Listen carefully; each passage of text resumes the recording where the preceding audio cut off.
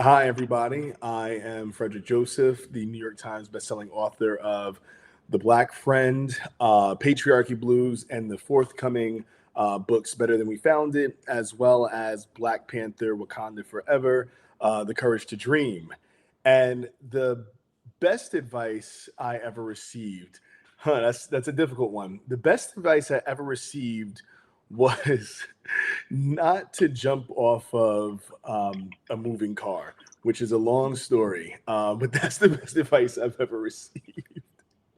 That's pretty good advice, man. Don't jump off a moving car. Like when did that happen, man? Were you like a young kid or No, high schooler or what?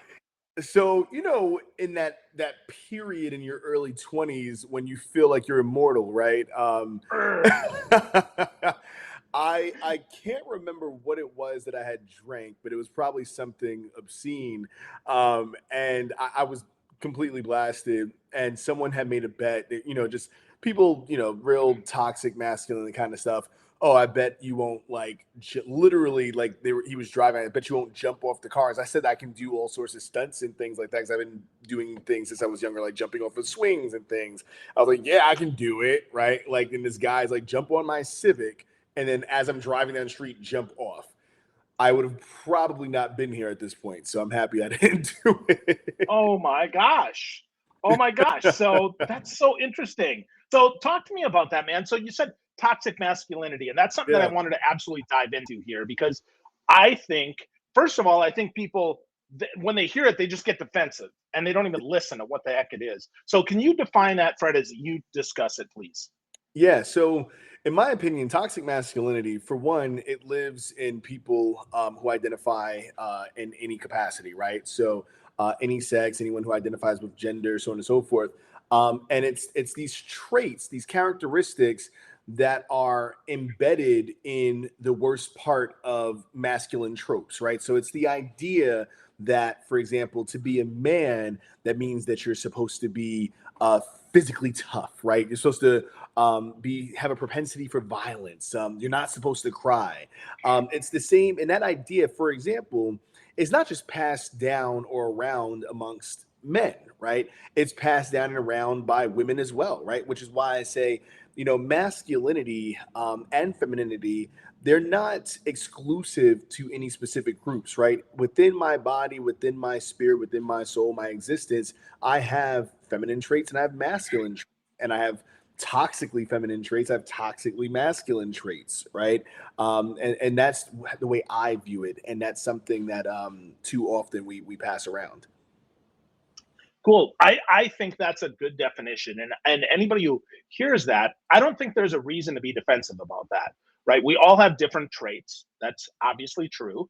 You can't really argue with that. I mean, we're not all the same. And secondly, gone overboard, the tropes are what get us in trouble with Mhm. this, and put another way, right? That if you believe every stereotype, well, you're in trouble, right? You're going to get yourself in trouble.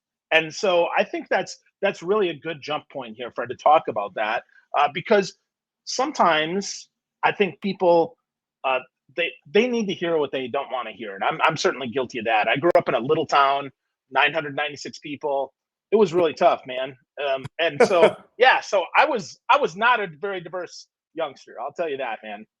Yeah. So yeah, so with that, I'll tell you, when I read this, when I read The Black Friend, I was like, first of all, I thought about my like young Phil, which I think is important, right? I thought like 14-year-old Phil, like, man, I didn't have any black friends.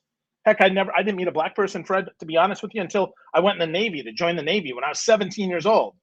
So Oh, it gee. was yeah, so interesting to read this and then to recognize like as much in common as we might have as much different as we have. So why, like, what, what was the fire in your belly that prompted you to write this book? I think that I understood the realities of people living in bubbles around not just our country but the world, right? There's bubbles that I live in, there's things that I don't understand, being a cishet man. And so my thought is there are other people who exist the same way, people who actually do want to change, people who do want to grow. And I think that providing the opportunities to do so for those who want to not only saves them, but it saves all of us, right? I was talking about this last night with a friend, even in regards to Patriarchy Blues. They asked why I decided to write that book, and why I decided to write my first book. And again, it's you see gaps in societies, we should fill them, right? We shouldn't ignore the gaps in societies, because when we fill the gaps in our societies, that's when we can actually build bridges closer to one another, right? We can actually walk across and be in community. You take someone such as yourself, who we're on here right now, but it doesn't surprise me. You grew up in a small town and you didn't have any black friends, you didn't know any black people, and so your propensity to potentially have misinformed views of black people is high, right? Like that just makes sense, especially if people put out disinformation, misinformation about the black community. So then I see it as my job to put out truths, right? Just put out the truth. We should all be we should all be evangelized by the truth. Yeah, and not afraid of the truth, right? I mean, Right. that's the other thing, is because the truth is the truth, right? You report the news, well, it's the news. Like, you can't argue with that, right? Like, you're wearing a blue hat. Okay, you can't argue with that. That is just obviously true, right? And so, Right. I think though sometimes, Fred, the reason we get wrapped around our axle is because of that defensiveness and that challenge. Because if we haven't been exposed, as I see it, and you certainly correct me if I'm wrong here, but I see like there's a continuum of kind of behavior, right? We have ignorance over on one side where we don't have any knowledge, any experience, and I will readily admit that's where I started. Hmm. And then we get to, hopefully some understanding, or at least some awareness, maybe. And then I think that's where the fork happens, right? We have the choice. We can either embrace the differences and hopefully respect that, you're different than me, I'm different than you. And, I can love you for the differences. I don't, even if I don't understand them, right? Because we're different. Or I can say, well, that scares me. And now now I think that's bad. And so, talk to me, Fred. Is that what you see, or what? How would you talk about this? No, I think that you said it marvelously, right? My view on the world is that differences are important. Differences make us unique. I actually make the argument, a lot of people, historically have been colorblind and things like that. And that's problematic because I want to be black, right? I want people to see me as black, but I want that to inform both the beauty and the struggle that they understand that I live with, right? In the same way, I don't want to ignore that someone is Asian. I don't want to ignore that someone is trans. I don't want to ignore that someone is indigenous to a land, right? I want to see the beauty in these things and help dismantle their struggles. Now, again, our differences not only make us us, but our differences are important to acknowledge, because sometimes our differences are the antithesis to somebody else's humanity, right? And that's when it's really important to acknowledge as well, right? Like a difference of someone saying like they're homophobic is not something that's beautiful, right? But it is something I want to acknowledge because I want to destroy that, right? That's the type of difference that I want to dismantle. I want to end that. I want to smite that out, because I think that any difference that specifically aims to destroy someone else needs to be ended. Good. Yeah. Okay. So with that, right, we see a lot of microaggressions, right? We see those things, and certainly, I would argue those are like the mustard seeds that the bad stuff ends up coming from, right? Because Yeah, they're yeah. they're little things, right? Like one little thing. Honestly, right? Most of us overlook one thing. People just make a mistake. Okay, but we keep going and we continue to perpetuate that or repeat that.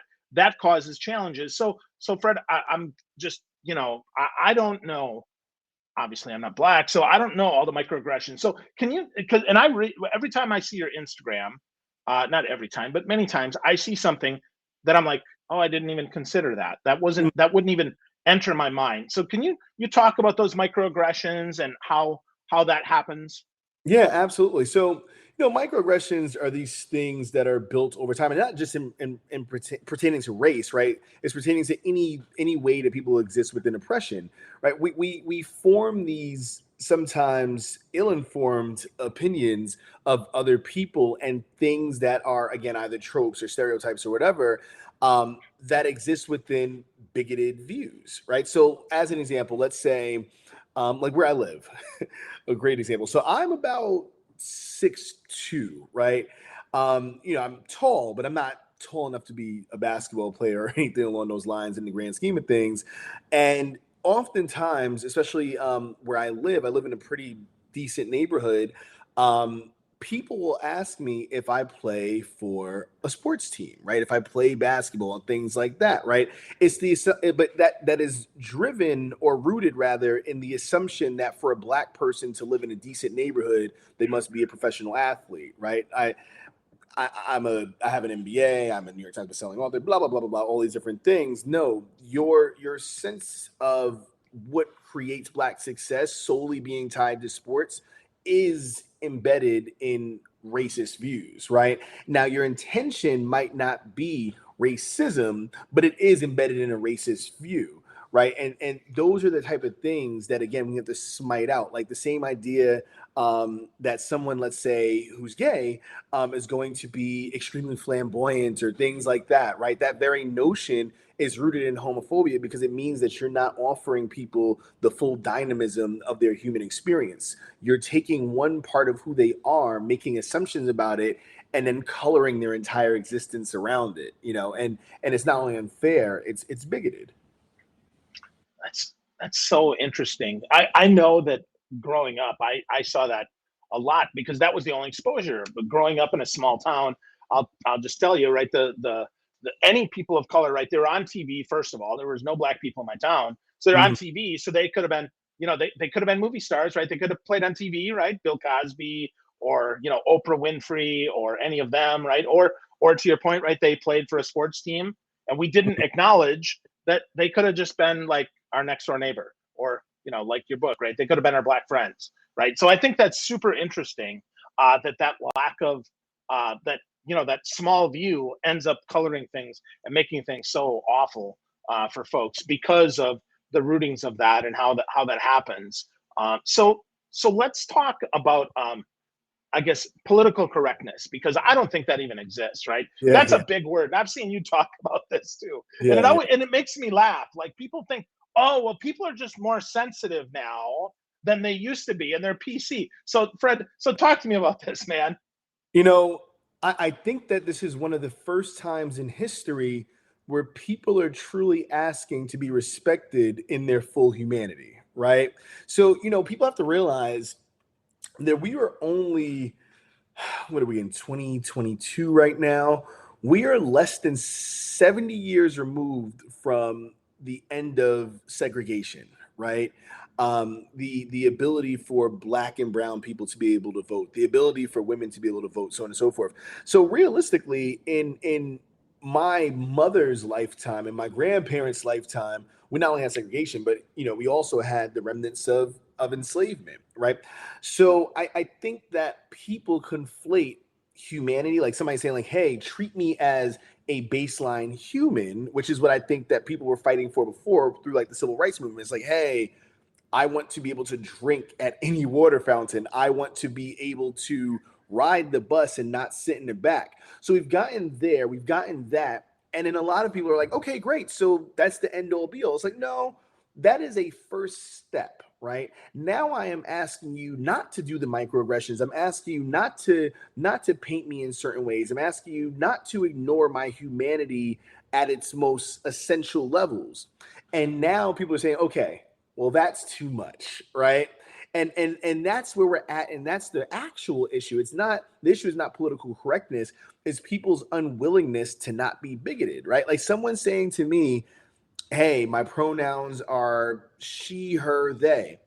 What difference does that make me, right? If it's a way that you feel respected, if I do this and it helps you feel respected, I am happy to help you feel respected. People have no interest too often in other people's baseline asks for respect. That's what's going on. Political correctness is not the issue. Humanity is the issue. Definitely, definitely. Well, just like our names, right? So your given name is Frederick. I'm Philip Given, but I go by Phil. You go by Fred. Though Yeah. on the books, right, it's Frederick. So to me anyway, it's the same thing. Like, Right. how do you want to be called? It's okay, right? And I think the other challenge here is this challenge of intersectionality that people miss, right? Because it complicates things even more. And if you're not mindful of it and you don't care about it, it's hard to figure out. So Right. Where do you see intersectionality kind of challenging things in the patriarchy and making things difficult? And how can we maybe start to break that down? Well, I see intersectionality challenging things because it forces people to look in the mirror, right? So I've lived my entire life as a black man, but I'm also a cis black man. I'm also a heterosexual black man. I'm also now a black man who once grew up in poverty, but I'm far beyond that now, right? And so I have to acknowledge all the realities that I live in, not just one reality, not just the reality that, oh my God, in white supremacy, I am oppressed. That is true. And also in patriarchy, I have immense benefits, right? In classism, I have immense benefits. In ableism, and so on and so forth, I have immense benefits. And so intersectionality asks us to ask ourselves, really, who are you, right? Like, who are you as a person in relation to someone else? Right, and when you ask that, you start revealing things about the world, right? If I say, like, okay, great example, I used to love jogging. I hate jogging now, but I used to love jogging, and oftentimes I would jog from my apartment. I used to live like on the edge of the city. I used to live in the Upper East Side, and I would jog from my apartment to Central Park, and I would do it at night and just put my headphones on, and I wouldn't have to think about anything but the raccoons in the park, quite frankly, right? I wouldn't have to think about someone grabbing me. I wouldn't have to think about someone assaulting me. I wouldn't have to think about any of those things, right? And for the most part, the park is safe. I didn't have to think about being robbed. But that existence of the things I don't have to think about places me in a beneficial, or rather, I have the benefit of my existence versus, let's say, a woman, right, who is running in the park and maybe deathly afraid because people can assault her, people can harm her, people can rape her, people can victimize her, right? And so I have to look at her experience versus my experience and understand what I can do in society to change that, so that instead of saying I'm going to reduce my benefits, where I can create equity so where she doesn't have to worry about that happening to her. Fred, why would people argue with that and think that that's not something we'd want? I mean, that just seems so obvious, right? I mean, my wife, right? I want her to have the same stuff I do and not have to think about that, right? I mean, that should just be obvious. And yet I know, like recent studies, it's like 58 cents on the dollar she makes what I would make just Right. because, just because I'm a dude, right? So that's really, why do people argue about that, man? I mean, I think that especially in like a capitalistic society, I think we've kind of been falsely taught that for us to be happy, to have um, health and wealth and all the other things we strive for, someone else has to be struggling, right? And Mm. and that's one of the greatest lies that I want to undo as an author, as an activist, so on and so forth. Is like there's enough for all of us, right? So people assume that if women, for instance, are paid equally to men, then that somehow means men are going to make less money. And I'm like, well, your issue isn't men making less money. Your issue should be whomever is at the top hoarding all the wealth, right? I'm like, you make $100,000. This woman makes $70,000, but somebody else has $100 billion. You don't see the issue with that, right? Like that's the actual issue. We should be fighting for equity and equality as opposed to, it's basically like somebody has a whole pizza pie and we're all fighting over a slice, you know? Hmm. Yeah, I've often seen the graphic with a plate of cookies, right? So there's 12 cookies on the plate, and the billionaire has 11 of them, and then you and I are fighting over it, and the billionaire saying, "Hey, Fred's going to take your cookie, man." It's Right. like that's not how this works. That's I mean, exactly it. That's exactly it. And it doesn't just happen with, the pay gap between men and women. It happens with with pay gaps and things pertaining to race, geographic location, and so on and so forth, right? Ageism, it happens across the board in every single form that you can think of. We are all being pit against each other to the benefit of other people. Wow. Wow. Instead of fighting each other, we should probably find a way to make things a little better, right? And maybe Right. is that why you wrote? Is that why you wrote Better Than We Found It, Fred? Or what's that all about? Because it isn't out yet, so I'm Yeah. not going to lie and say I read it. Yeah. I Yeah. have not. Yeah. I will. But so tell me about that, Fred. Because is that like the central message, or what's that about? Yeah. So Better Than We Found It was essentially my wife and I coming together and saying, we want to do something about all the conversations that we're not necessarily having about progress, right? So I've written on race, I've written on patriarchy, I've written on a myriad of things. But I wanted to create something with her that's like, hey, here it is in one place, all these different things to get somebody started or just to like spark something in the brain, right? So we're talking about gun violence and healthcare reform and the military industrial complex and transphobia and homophobia and feminism and how they all actually intersect with each other, right? And to do that, we brought in some of the luminaries of our time. We said, okay, I am an expert in race, I am an expert in patriarchy, but I'm not an expert in gun violence, right? So we went out and got Shannon Watts of Mom's Demand. You know, I'm not an expert in disinformation. So someone who's had been on the receiving end of a ton of disinformation and dealt with it since she was a child. We brought in Chelsea Clinton, right? You know, I'm not an expert in education, so we brought in Elizabeth Warren. I'm not an expert in housing, so we brought in Julian Castro, and all these different people that we brought in to help us essentially create this Bible of progress, if you would. Cool. So how, like with that, we've got all these different voices. I mean, did you edit that down? I mean, how did that work to collaborate and make that all happen, man? Because that sounds like a lot of work. I mean, I did a co-author once, and I tell you, man, I'm surprised I have hair left. That was tough, bro. Yeah, it wasn't easy. It's actually the longest of the books that I've written thus far. And had it been the full interviews of these people, for example, the book would have probably been 1,000 words. I mean, 1,000 pages, excuse me. Wow. But so we were able to kind of like parse that down into the most digestible and important nuggets. But at some point, I would love to put out like the full interviews because it's a rare occasion that in like a given day you get to talk to, let's say, Elizabeth Warren, and in that same day, talk to Robert Reich, who's a former head economist in the Clinton administration, right? Like you don't get to do that. So I really wanted to offer that opportunity for people to get their thoughts as these like not only thought leaders, but people who are on the front lines of making the change globally. Wow. Yeah.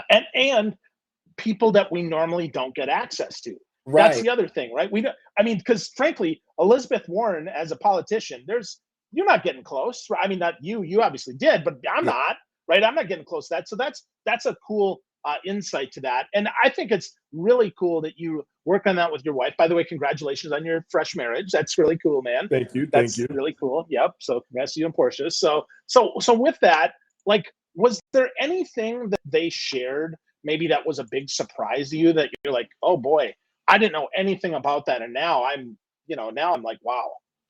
It's interesting. I think that if I'm being transparent, I think the politicians, for the most part, anyone who's still in politics, did a great job of kind of still, kind of being their political Being self. politicians. Yeah, yeah, yeah, yeah, yeah. They were very much on brand, on message, and they said important things. But I think some of the most revealing things were actually talking to Chelsea Clinton, because our conversation around disinformation is, you got to realize, so disinformation, for those who are not familiar, is different from misinformation. That misinformation is just someone passing around the wrong information, oftentimes accidentally. Disinformation is people disseminating wrong information purposefully with the goal of making people believe or act in certain ways, right? And the Clinton family has been on the wrong end of disinformation since the tabloid in the supermarket era, right? So Yeah. speaking to her was illuminating in how she has felt since she was a little girl, watching people tell lies about her family and then still believing those lies on into her 40s and 50s, right? It's pretty wild.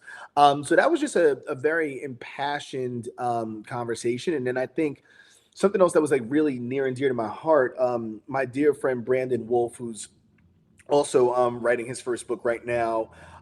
He is one of the survivors of the Pulse nightclub shooting that took place in Orlando that aimed to murder people in the LGBTQ plus community, and he lost two friends in that shooting that night.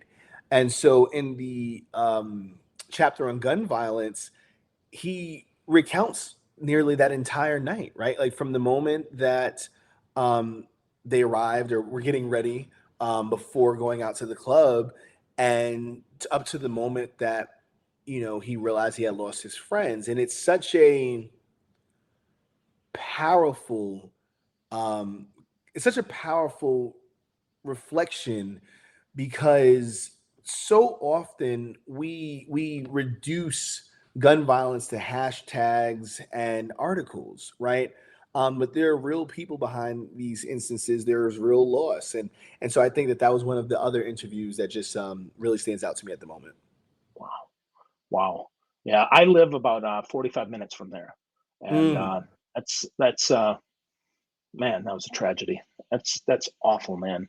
That's yeah, awful stuff. So it's been not very long at all. So yeah, man, holy crap. So yeah, so that's that's something that we probably still need to talk about, right? And still need to make awareness. And that's why, having written the book, I think it makes it really important for folks to pick up a copy and really, go deep. And I might say what I've seen of the book, it seems to me like if you pick an essay or an interview and go deep on that and really let it soak in, I think, let that start a conversation. That yeah. could really be powerful. Is that what you're hoping happens with the book, Fred?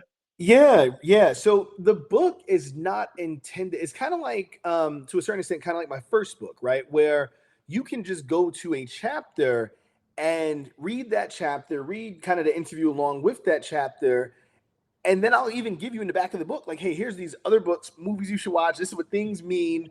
And I'm giving people the chance, myself and my wife, to dive deep, like you said, right? Like, I'm not expecting, again, it's a big book. I'm not expecting someone to, it's not like reading Lord of the Rings or something like that. It's not like something you sit with a coffee. It is very much it's a text that you go to and you try to learn something or you begin to become interested in something, right? Like it's written for young people, but it's been illuminating for adults because a lot of times adults are just young people at heart, and a lot of us didn't learn these things when we were younger, right? Like the prison industrial complex, or rather the military industrial complex chapter that I wrote. I had like five people in my wheelhouse read it, and they're just like, I have literally never thought of any of this, right? So I think it's important. Yeah, definitely, man. I can't wait to read it. So my son is biracial, and definitely a book that he needs to spend some time diving into and learning about. Absolutely, man. So super good stuff. So read your camera conk, buddy. Oh, sorry about There we that. go. That's all good. So let's as we kind of get closer to wrapping up, I would be remiss if we didn't talk a little bit about Black Panther, Wakanda Forever. That's my little guy's favorite superhero, right? Like Mhm. truly, between him and Miles Morales, first of all, I'm going to say representation absolutely matters. Right. It's super clear, right? But 5 years ago, I wouldn't have known that. I didn't think Mhm. about that. Now that I have a biracial son, it is very clear that representation matters, and right that Chadwick Boseman certainly is just someone that we should look up to. So talk to me about how you got involved in this Black Panther event, man. That is really cool. Yeah, so when the first Black Panther came out, I actually was watching the trailer with my younger brother at the time. And I'm a dork, I'm a nerd. I'm really into comics and things like that. But we were watching the trailer, and I was super excited because I am, invested in this universe. But he at the time he was very small. I can't remember how old he was, but I was watching his eyes as he was watching the trailer, and he had just lit up, right? And I asked him, you seem really excited. Do you know who it is? He's like, no. I'm like, oh, so why are you so excited? He's like, oh, because he looks like me. Yeah. And in that moment, you know, I said to myself, it's important that kids see this film. So I created this campaign called the Black Panther Challenge. And then we ended up taking over 70,000 kids to see the film for free around the world. It became the largest GoFundMe in history and so on and so forth. And, you know, one thing led to another, got to, you know, meet Chadwick and some of the people close to the film, X, Y, and Z. But then in the years since then, you know, my career is going one path, that franchise is going another path. But it just so happened that I, you know, became a New York Times bestselling writer and wrote many books in the interim. And so there ended up being this this random synergy around this film. Like, hey, well, you're a nerd, you did this, and you're a writer. We are looking to create books around this film. Why not? You know, I was obviously I jumped at the chance, like of course. Yeah. So for the new film, I actually created a picture book with illustrator Nicholas Smith, and the book is actually canon. So for those who don't know what canon means, the book exists within the Marvel Cinematic Universe. Like the character I created for this book exists within the Marvel Cinematic Universe now, and the book directly ties into the second film. Wow. That's awesome, man. Yeah, yeah. That's awesome. Really freaking cool, man. That's Yeah. fantastic. Well, we'll definitely get a copy of that and make sure that my little guys see it, and you know, and obviously, you know, watches movies and stuff, because Of course. he's totally into that too. So that's really cool, buddy. That's really, really cool.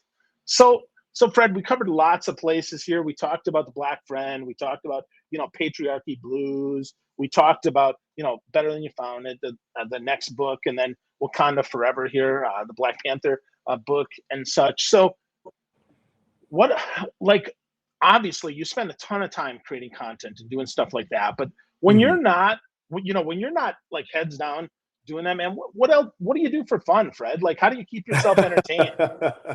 You know, I love writing, right? Like obviously, you have to love Yeah. it to do it, but I truly love writing. I think that I'm refinding my passion for writing and some of the projects that I'm working on right now. You know, I'm working on my first novel. So that comes out, I think, in a year and a half or 2 years or something like that. I'm working on another nonfiction project. I'm working on some picture books, and you know, so that's one thing.